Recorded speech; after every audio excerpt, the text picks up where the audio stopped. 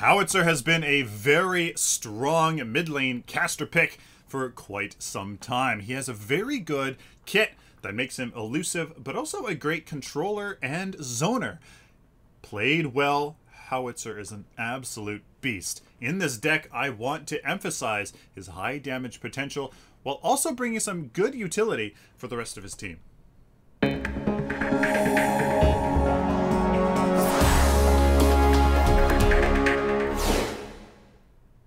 Hello ladies and gentlemen, welcome to a Hero Deck and Guide. I am Sylphin. So we're taking a look at my meta deck for Howitzer, my take on how he should be played in the meta role here, called Rambo Rocket. Lots of rockets.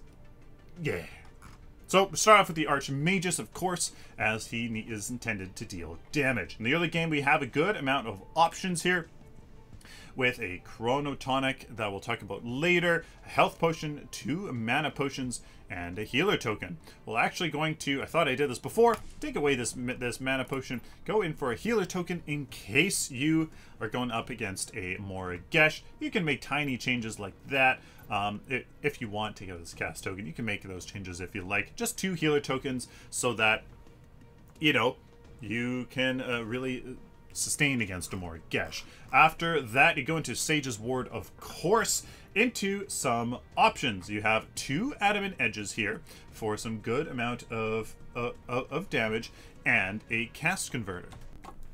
I also forgot to do something, and that is switch out one of these Adamant Edges for a Burst Engine. This mana regen is highly underrated in my honest opinion. The math behind it is super strong, so I would prefer to get this Burst Engine as soon as possible because that mana regen, again, is super powerful. You can even equip Burst Engine with a basic Spark and just leave it and go into the Sage's Ward if you want. Very powerful. That Cast Converter is an option if you're going up against a Morigesh and you just need that the ability here there to get some good health back. After the Cast Converter, you go into the end game build. The end game deck here is Teleblink, a Thick Blood, or a Tainted Magic, depending on what the enemy team has, right? We have an Elder Mage Amulet for a good amount of health. We have a Hydroverser to do a ton of damage in the late game. Finish it off with a Meltdown to make sure you deal true damage. Final endgame deck, Hydroverser, Tainted Magic, or Thick Blood, Teleblink, Sage's Ward, Meltdown, and this Elder Mage Amulet.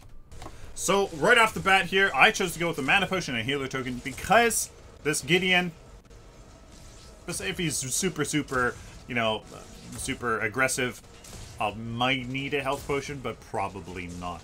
The very first ability that you definitely go for 100% of the time is Landmine. This landmine places a mine that will explode after 5 seconds, knocking any enemies and Howitzer back from the center of the mine and dealing damage. Ability can be reactivated to detonate early. The ability damage is not much, 60 to 180 with a power scaling 0.5. It does a little bit in the whole grand burst kind of Howitzer. It does do some damage, but not too much. Mana cost, not too much either, and a cast range of 1250, so it's not bad. And as you can see here, I use it to hit this Gideon into my tower, and unfortunately it's not enough to secure the kill. And that is Howitzer's early game potential to be an amazing lane bully. Once you hit level 2, boom, you get your landmine into your R2000 missile, and then you're set. Gideon does that stupid thing through the fog wall that I don't think should be allowed, but hey, that is how that works. The cooldown here is 22 all the way down to 13 seconds, so the more you upgrade it, it does reduce that cooldown so you can control enemies more. That is a consideration you need to take into account. Very strong ability, for sure. Now the next ability is the R2000 missile.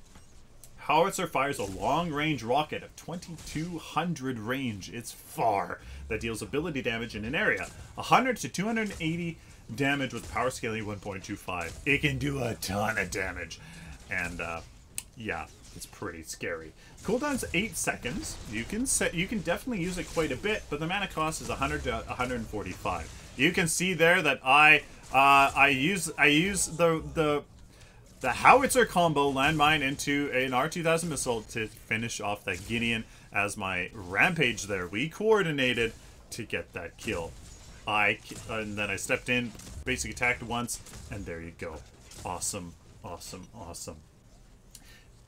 The R2000 missile, when you upgrade it just once, gives it 60% more damage, so that is why I upgraded it twice here, as you can see, before going for our last ability, believe it or not, our slow grenades. What happens is a Howitzer fires 3 proximity bombs in an arc that explode, dealing ability damage and applying a slow. That ability damage 60 to 210, power scaling of 0.625. I do believe each mine doesn't do 210. It's in all collectively they deal 210. The mana cost is actually low, so you can use this as much as you pretty much want. The movement speed slow is significant in the late game, and the power scaling is okay at 0.625. So it is an important part of his kit because you can use your landmine into your rocket, into your slow grenade, so that really, you know, prevents enemies from trying to retreat. So the landmine R2000 missile into slow grenades is a very good combo here. Really, in this early game, upgrade that R2000 rocket once, even before your slow grenades, as I've seen that happen quite a bit, and you can just do crazy, crazy things. Be an incredible lane bully, and one thing about his basic attack is that it cleaves, so you'll have a little bit, wee tiny bit, easier time clearing out these waves. Now, one important thing about being the mid laner is you need to secure those river buffs, as you've seen me try to do that. Always try to do that and get that ward. You see, we have the Sage's Ward, a Chronotonic, and a Mana Potion. Why the Chronotonic? Well, it grants you some health, which is very important, but it also grants you 10%. It also grants you 10% cooldown reduction. So when you use our ultimate, make sure to use your Chronotonic before you use your ultimate. I forgot to do that here. I'm terrible for that, and that will really help you in using that ability, that a really high importance ability, more often. Now, what is his ultimate? You saw it there, and it's called Make It Rain. Howitzer rockets into the air and fires down a volley of missiles in the targeted area, dealing ability damage. The last missile, that big nuke that you see at the end there, does 50% of the total damage. Early game here, 340 damage all the way to 700 damage, power scaling of 3.125. Ridiculous. It can deal a ton of damage. The mana cost 100 to 150, don't really have to think about it. And the cast range is 1750. It's fairly far, so you don't really need to be right on top of somebody in order to get it on them. The cooldown's 105 to 75 seconds. It's fairly often.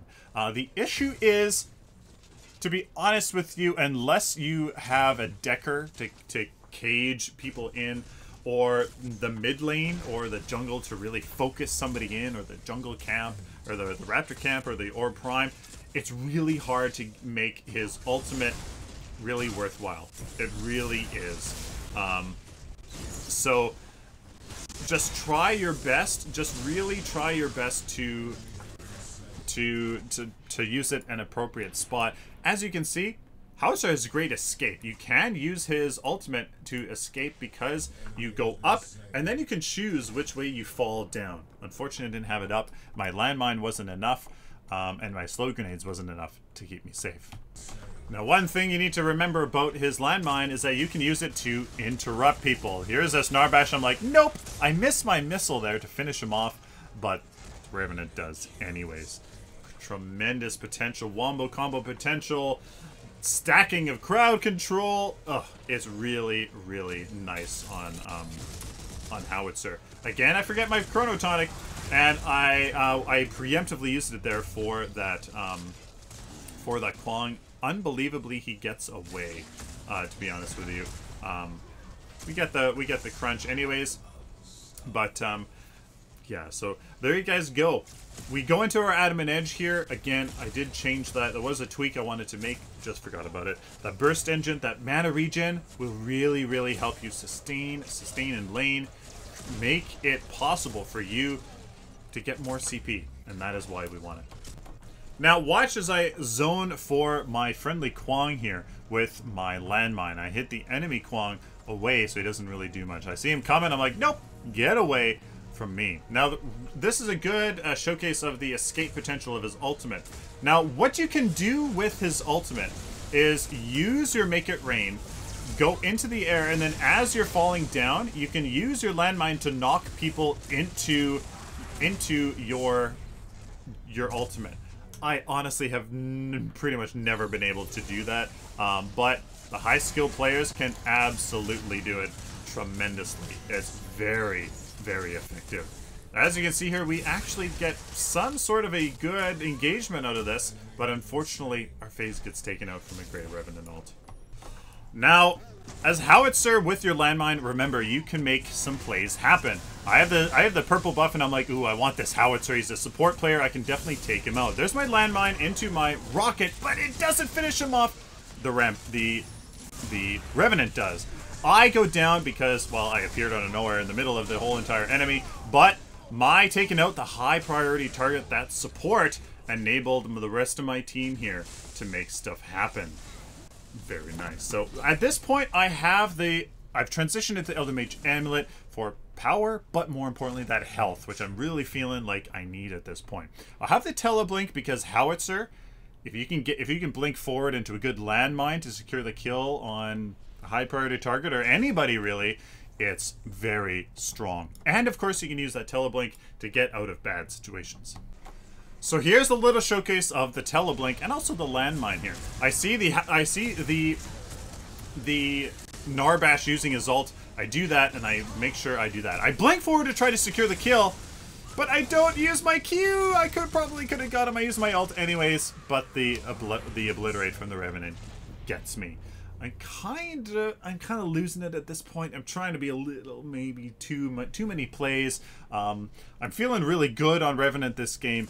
On Howitzer this game, but as you can see, that blink potential is there for sure.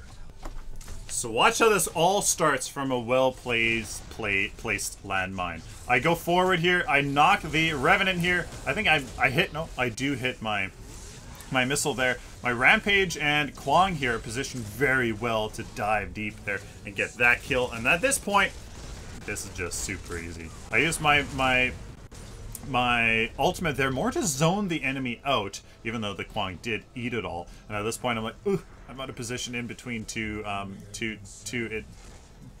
towers, so I have to retreat. Howitzer's a caster. He's very squishy, so you have to be careful. Good engagement from a great utility tool. So my heavy-duty front line here is invading the enemy jungle, and they take out this Narbash before I could finish that kill here. Now they do a good job of focusing me and taking away my ultimate, but I do try to at least get my landmine on somebody to knock them back into it. You can see here that I don't actually end up doing it, but this R2000 missile goes all the way over there, obliterates that Revenant there, and I blink forward, use my slow grenades here on this Kwang, who then knows his fate, turns around, and I get that kill. That damage is possible here from our late game cards. Tainted Magic, I didn't go for the Thick Blood here in this game. Even though there's the Narbash aura, I didn't get the sense that there was a ton of healing. There wasn't a phase. Even though they have two quenching scales, I wasn't overly concerned about it, so I chose to go for the Tainted Magic. We got the Hydroversor here because we are higher than about hero level 11 and 12. It pays for itself starting about level 9, but wait until level 12, 13, about there. Right now we're at hero level 14, so it's absolutely very, very strong, and that's why we get it. Make sure you have, remember, at least about 150, 160, preferably 180 power before going into this ability pen. It's only going to be better than power at that point, so make sure you get enough power. With Orb Prime, really easy. I split push. We win the game. Let's take a look at the rest of the cards here that I didn't get in this match. So, the cards that I didn't get here would be the upgrades on this Tainted Magic, and the upgrades on the Meltdown. Everything else I had gotten at that point. Just make sure you have enough power to warrant this ability pin. I probably should have gotten some more of this power here before getting that first concentrated shock, but obviously I felt it was warranted enough. So just make sure you get this power, enough power, especially since the power you get from a Hydroverser reduces the less mana that you have. So just be careful about that. Make sure you have enough power in order to warrant this concentrated shock, and wait until your hero level is high enough to really get good value out of this Hydroverser. That's it, guys. That is the deck. Very, very interesting. You have Stasis Gem here as an option as well if you really need it, as it can definitely be a good tool against a lot of burst crazy wombo combo comps. There you guys go. Let me know down in the comments what you guys think of this deck. Let me know what you guys think about any of my tips for Howitzer. If you have any tips for Howitzer, you know, from gameplay to deck, please leave it down in the comments, as I would really appreciate being able to help as many people as possible with as many good tips. Ladies and gentlemen, please like this video if you like it, dislike it if you dislike it, share it with the community, and of course, guys, subscribe. You guys like this content, found it useful, please subscribe so I can do it for you in the future. Till next time, like always, stay optimistic and positive.